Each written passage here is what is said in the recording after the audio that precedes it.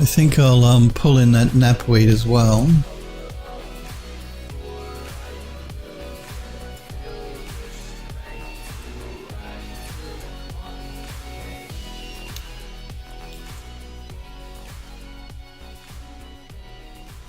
So I'll turn off the rough grass and we'll look at our settings for our knapweed here before we start painting too much in. Just going to do a test paint here. Again, we're going to wait for the shader to compile because it's a new plant we haven't used before. So I'm just painting this little spot so I can get an idea of how thick I want these and how big I want them. So I just have to wait for the shader to recompile before we can get a proper idea of what it's going to look like.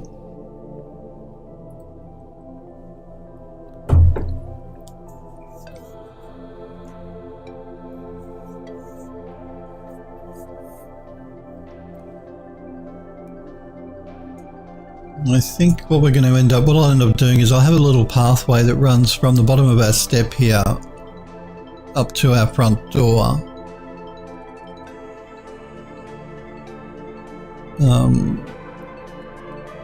We'll look at that in just a minute. Let's get this knapweed done first.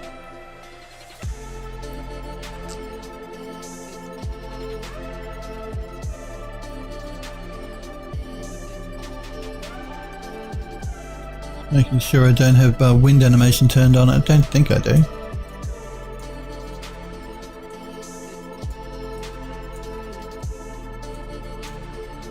Okay. I'm going to undo that paint and I'm going to start playing with the values here. I want the scaling to be a bit bigger, so I'm going to go 2 to 3. Let's paint that in and see what that does. That looks a bit big, I think. So again, let's undo it. Let's go to a maximum of maybe 2.5 and a minimum of maybe 1.4.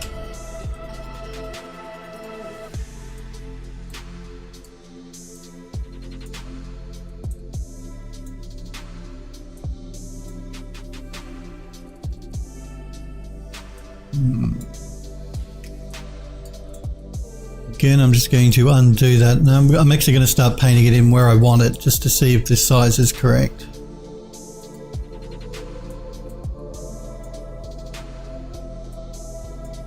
I think that may be okay.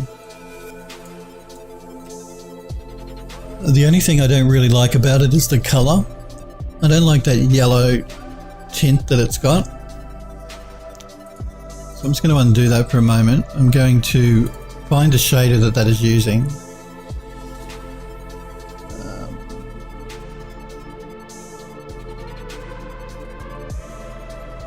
Branch. Leaf. It's the leaf one that I want to have a look at. I'm going to find the texture it's using and see what that's called. Knapweed Cluster Atlas Text. Okay. I'm going to jump into Photoshop really quickly.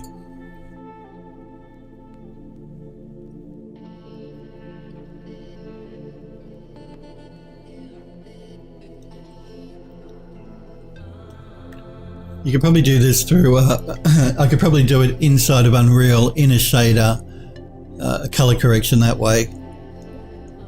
I prefer to do it this way in Photoshop because every time you add anything into the node tree in your shader, you're going to start increasing the complexity of the shader. So the calculations are going to be a bit, you start increasing the calculations on the shader.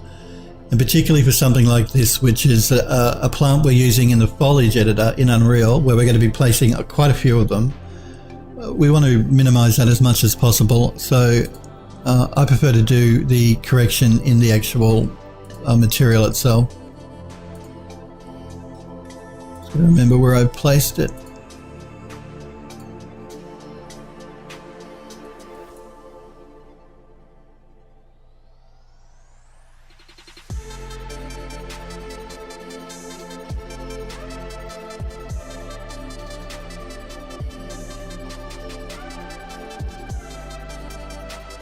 I think it's this one here. Yeah. Alright, let's throw an adjustment layer on it to begin with, and we'll do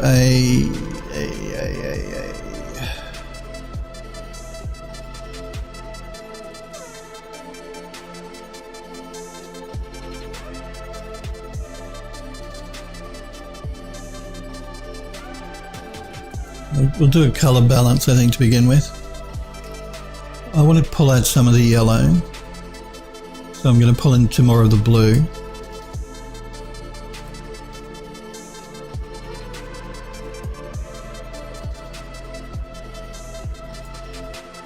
And let's go to the shadow color.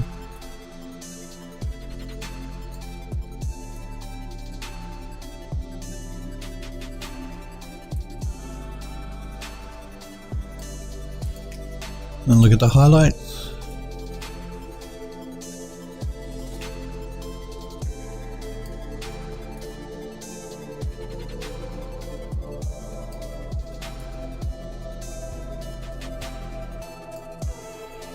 We can turn our adjustment layer off and on to see what we're doing.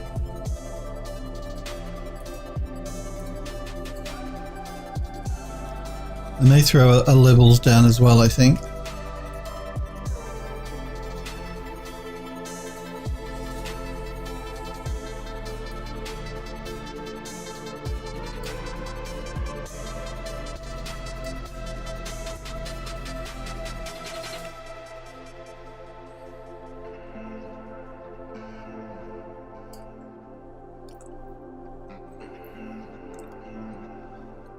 So now if we cluster atlas TGA.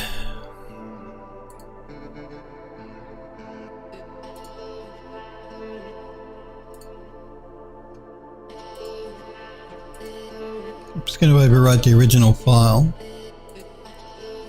I'm going to keep Photoshop open though before I do anything, because we've saved over the original file. If I close Photoshop down, I won't be able to make any alterations if I don't like it as easily anyway. Let's jump back into Unreal. And I'm going to go into my textures folder here. My foliage subfolder in my textures folder.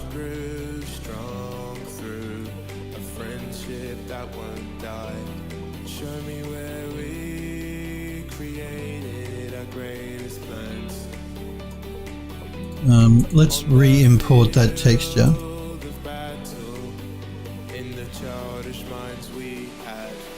Let's paint an ARON again. That's better. We've just knocked out some of that yellow. I really didn't like the fact that it was very yellow. I wanted it to be more green. Let's undo that so that... And let's start painting some in the background here.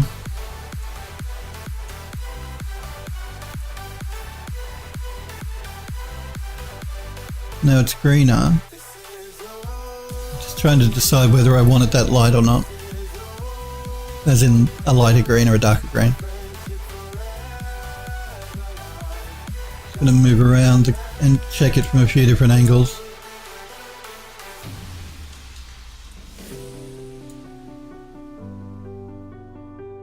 Do I have real time still turned on? I do. I don't want real time turned on.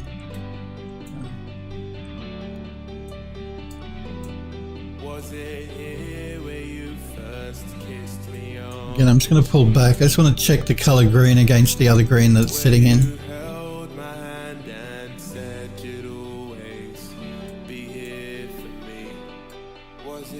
I'm just going to undo that paint.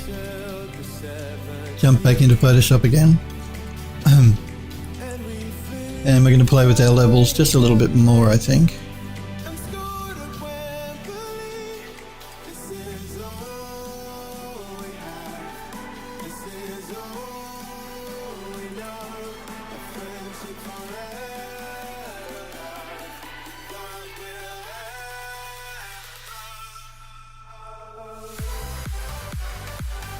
Let's re-import our texture again.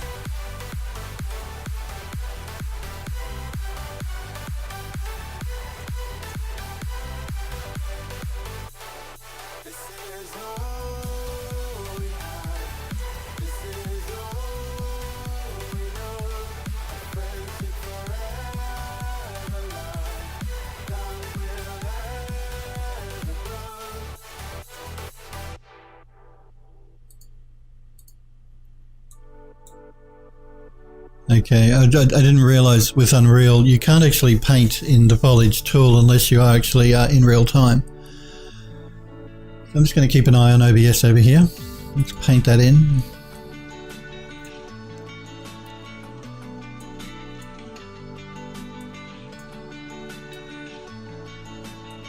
No, just again checking that green color. Just feel it may be a bit too saturated.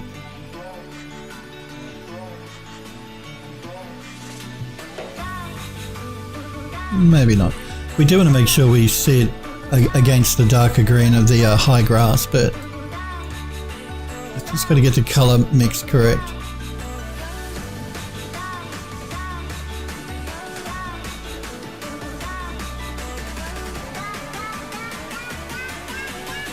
This isn't a shadowed area, it's not too bad. I'm just going to undo that paint. We're going to move over here to one of the areas where it's in a bit of sunlight, because it'll change the colour. And I'll paint some of it in here.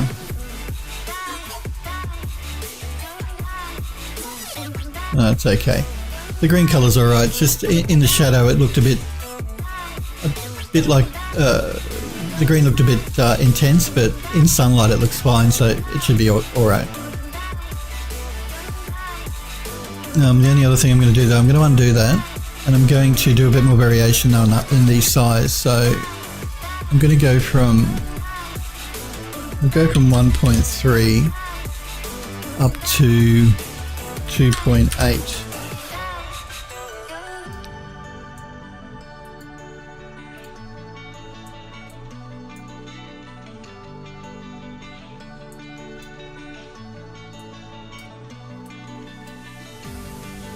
Alright. I'm just going to start painting them in the very background as well.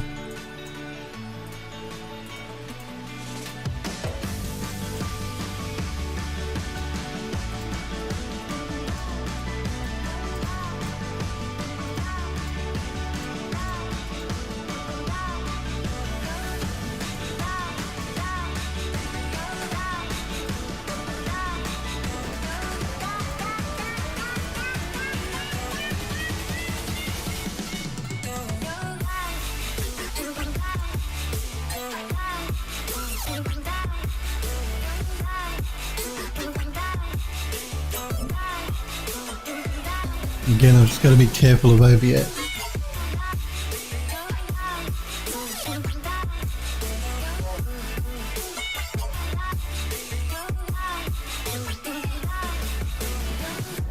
Alright. Let's deselect our, what are we calling this? Knapweed?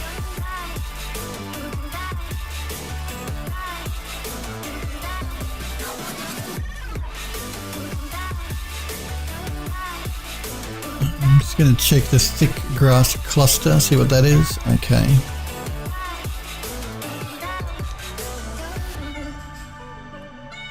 Let's undo that. I think now we want to go with the actual backyard grass.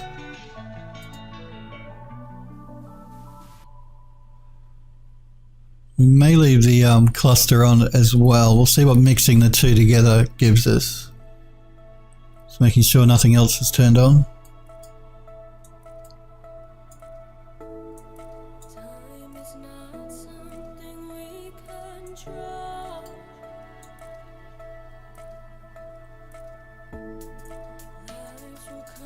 Again, I'm just going to undo it and do that in a part of the environment here where it's actually lit to get a better idea of the colour.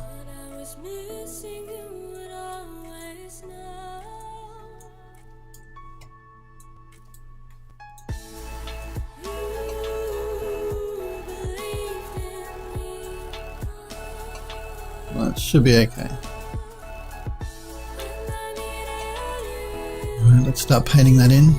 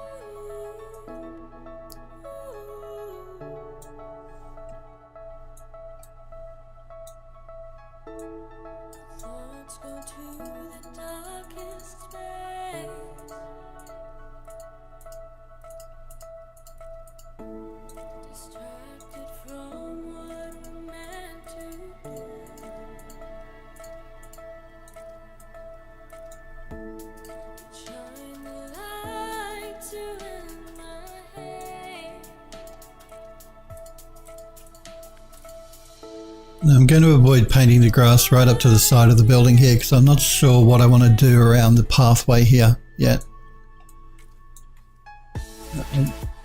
Again, I'm just keeping an eye on OBS because it really doesn't like having real time turned on. And you can't turn real time off when you're doing foliage painting. So I'm just going to have to angle my camera here so I don't face in a particular direction.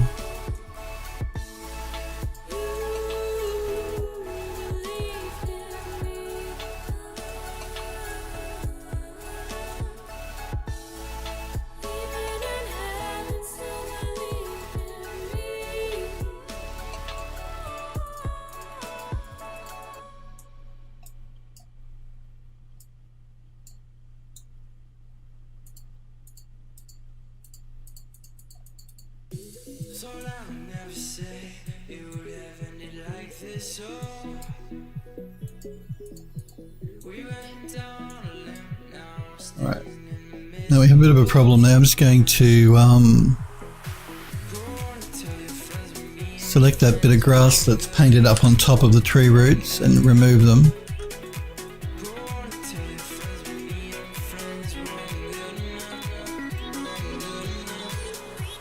It's doing that because I have align to normal turned on. If I turn that off, that wouldn't happen, but I've turned it on because I want the grass to align to the terrain itself as opposed to just being straight up and down.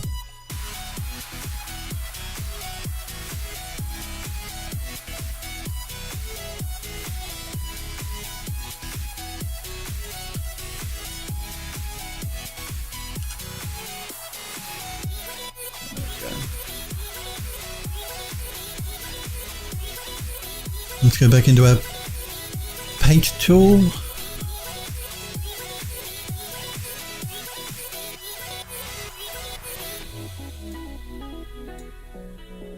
Hey Legmog, how's things? Thanks for popping in and saying hello. Oh, I don't want that.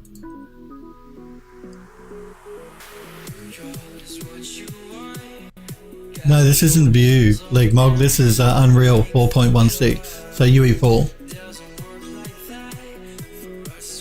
The last project when I did the Baroque Garden Terrace, that was Vue, but no, we're doing a project in Unreal.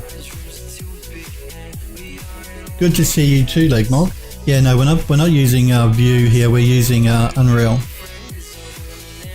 because I created an Art Deco building back in 2011, this one, and did it in UDK, and I wanted to see what the difference is like with Unreal 4. So we're using Unreal 4. Again, let's get rid of these bits of grass that aren't sitting correctly.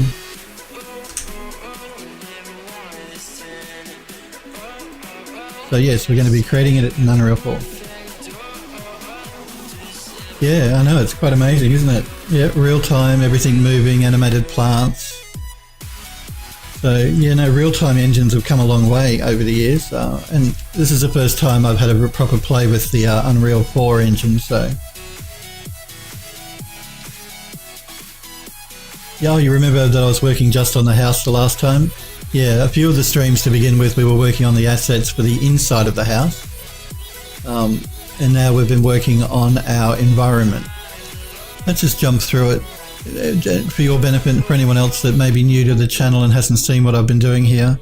I'm just going to start by turning real time off. I have to do that because OBS really doesn't like real time in the Unreal Engine. So let's go full screen and jump through our bookmarks. So we're working on the yard of the building at the moment, and we have our environment here along the outside. Let's see. We have this pond here that sits in front of the Art Deco building itself, so the building's there. We have our little pond here. Again, it's all animated. There are little ripples that animate across the pond when I turn animation on, which I can't do at the moment, but we will have turned on when I do the cinematic.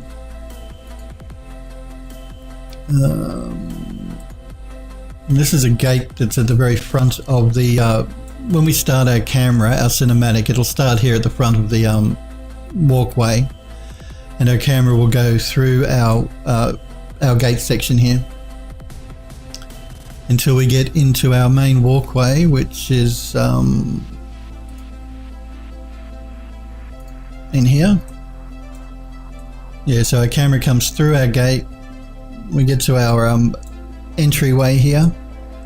Now again, I don't have this is a new 4.16 version of the Unreal Engine, and they've added volumetric fog, which is a great addition. I haven't turned it on just yet because it has a tendency to I haven't played with my fog values properly yet. I'm still working on the environment. But when you do turn it on, it really does make a huge difference. Let me just jump out of full screen here. Let's give you guys a preview of what this new fog in Unreal looks like. Here we are, volumetric fog. You see what happens when I turn that on? Let me go full screen again. It really helps to add a lot of atmosphere to the actual scene. I'll leave volumetric fog turned on just at the moment, but again, remember guys, I haven't adjusted it properly yet, so that's the reason I have it switched off. We'll switch it back on and I'll make those adjustments at the end once we're finished designing our landscape and doing the interior of our building. So yeah, anyway, we come along our garden path here. The camera will anyway, during the cinematic. Come through, we get to our second terrace.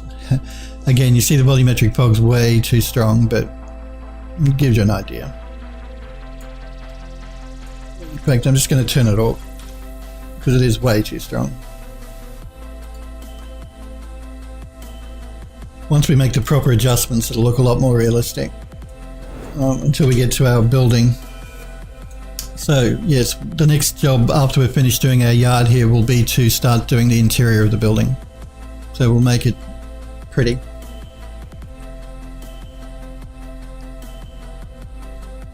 Legmog says, good lord, your mind is being literally blown. You couldn't get 1/20th of the detail in the real-time 3D preview in Cinema 4D. Yeah. Even your full renders don't look anywhere near as nice. Oh well.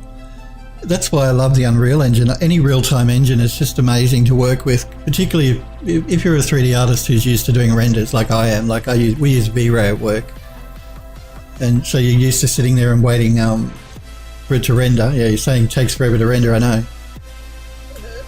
And then once it renders, something may not be quite right, might not look right, so you've got to go back, change that, do a re-render again. Working with a real-time engine really makes working wonderful. I love the Unreal Engine for its real-time. I mean, it's not as good as a render. It's nearly as good, but not as good. So real-time has come a long way. And the other reason I'm doing this is I want to try and talk the studio I work for into using the Unreal Engine for some of the work we do for clients. So we try and move away from real-time renders into more real-time. Legmog says it boggles his mind. How can this level of detail be possibly pulled off? Your brain's melting out of your ears. The Unreal Engine, it's amazing. Epic have done a wonderful job. They really have. It's just an incredible engine. I mean, it's always been an incredible engine, but the new version is just amazing. And like you said, the fact that you can do it in real time and not have to wait for renders to render out makes working with it much nicer. Even View, you guys know I like to use Eon View to do my environment renders, and View does a great job, but it can take forever. So having a real-time preview here that you can work with really saves a huge amount of time. You can get things, you can make alterations really quickly and view them immediately. So it's great. I love the Unreal Engine. I really do. And as you can see, if we go back into our entry here, whoop, you really can create some amazing looking scenes with it. Again, I have the animation turned off here, but I'll turn it on. I'm just going to watch OBS because it doesn't like real time in Unreal. That's OBS doesn't like it, that's all. But all of our plants here actually do move.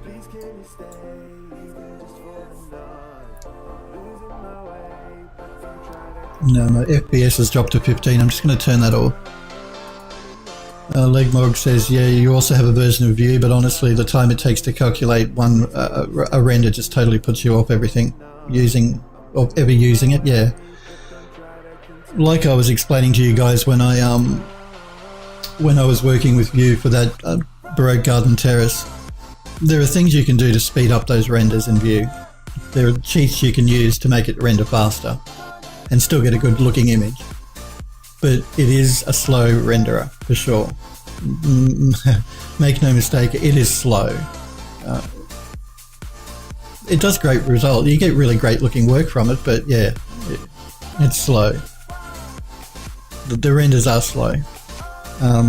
Whereas this real-time stuff, that's the main reason I love using Unreal, because it's real-time. You can do it all in real-time. Move around your scene in real-time. Yeah. Now this grass here is looking a bit strange because we've added grass and we haven't done a rebuild on the lighting. That's why the grass looks a bit too bright and a bit too green. When I do a rebuild on the lighting, that will all look good again. I don't generally do rebuilds here in Unreal on stream because this scene takes it about a half an hour to rebuild the lighting. You only have to do that if you make major changes to the lighting, by the way. And that's still much faster than using a renderer like Vue, which could take 4 hours to do one scene render. Once you rebuild the lighting in Unreal, then that's it. You can move around your scene again and you're all good to go. Yeah, OBS really hates Unreal for some reason. I'm not sure why it hates it, but it really does.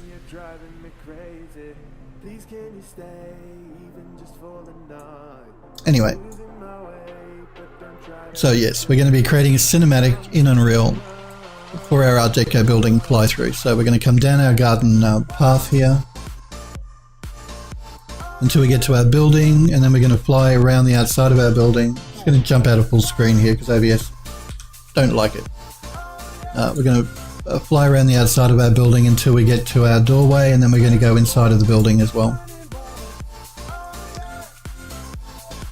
Ligmog says, I guess this real-time engine must be like cull everything that's not being seen by the camera. Yeah, it probably does. But then Vue does that as well. Vue will cull everything that's not in the camera full stream. So anything to the sides or to the back of the camera, when Vue is doing a render, it culls too. And you do notice the plants are pretty high poly. These are speed tree plants, by the way, that I've created in SpeedTree, or I've modified in SpeedTree. They're not moving because, again, I had to turn real time off for OBS.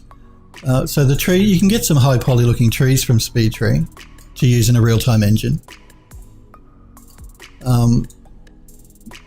But you are going to have to make them, they're not going to be as high poly as you can get in, say, Vue. But you can still make do with them. They look great for a real time engine.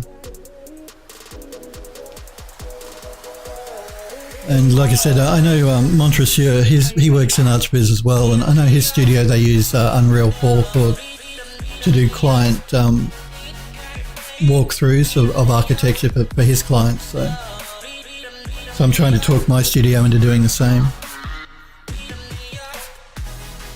We'll see. The directors can be a bit slow to change sometimes. Like, they're used to using V-Ray, and V-Ray gives you great results. It just takes a lot longer.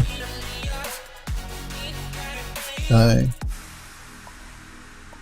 but yeah, no, I love the Unreal Engine. You can get some really nice looking images out of Unreal now with the real-time engine. So kudos to Epic Games for creating something that is so powerful, I guess. Don't get me wrong, things like the is it the Cry engine and the Frostbite engine, they can do really nice environments too. So it's not just, I'm not saying just use Unreal, use them all, but Unreal is free. I don't know if Cry engine or a Frostbite, I don't actually know if you can even use Frostbite outside of a studio. Are you ready? But you can certainly download Unreal for free. So download it, play with it, it's a great piece of software. You know, you just import your models like you do, you export them from Max as FBX is what I'm exporting as, and import them into Unreal. The same way you do with Vue. But no, I think you're right. They do probably do culling in the background, but then all 3D renderers will cull as well. Like V-Ray will cull, the View culls. That and the fact that the plants are a little lower poly than you'd normally bring into, say, Eon View.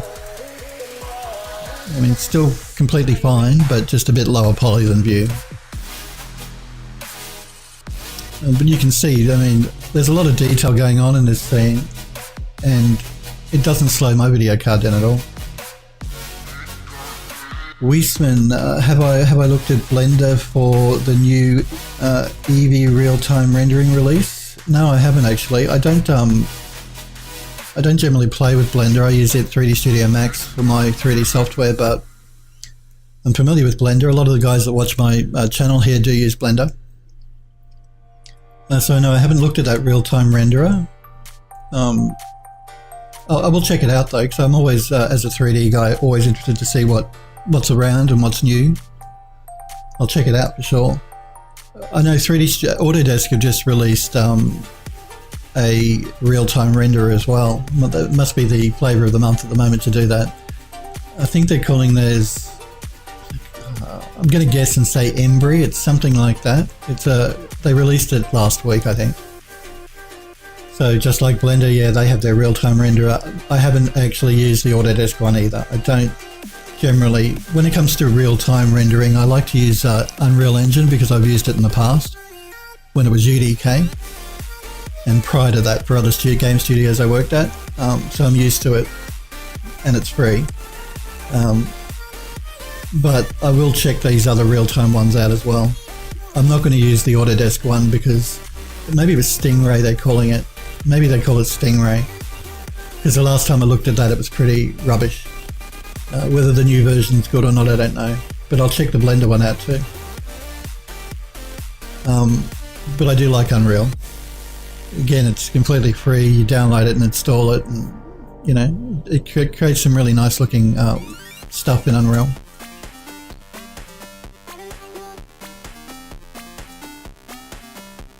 So yeah, I will look into it though. I actually know that I think Pixelogic have released a new version of ZBrush as well. I must check that out. Version 4R8, I think it is. So I'll have to look at that too. Why are companies all releasing all this new stuff now? It must be the end of financial year thing. They all seem to do it at the same time.